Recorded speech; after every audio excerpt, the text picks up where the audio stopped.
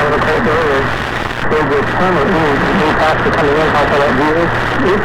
It's a tough neighborhood. So we've got it, so we're and the work is often we're not allowed to have a place to live. So they may put together a couple pieces of tent and that's just that way. Now they're getting up to, they're getting the critical mass to survive. Yeah.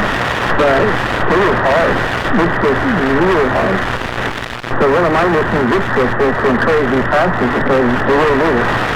And the college is saying, well, people are getting paid. I mean, they don't have no social media, often no social media, they don't have TV, they don't have movies, they don't have anything like this.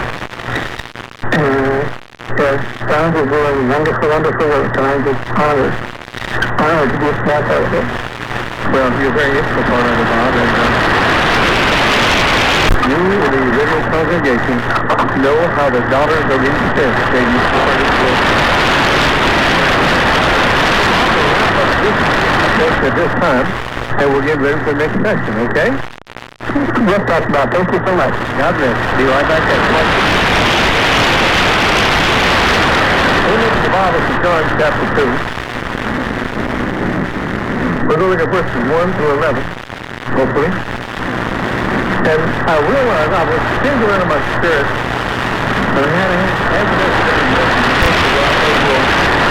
cover both bases. I've entitled this Mary, the mother, Mary, the intercessor. And I'm not teaching you because of Mother's Day. I'm teaching you because of the next thing here, the people of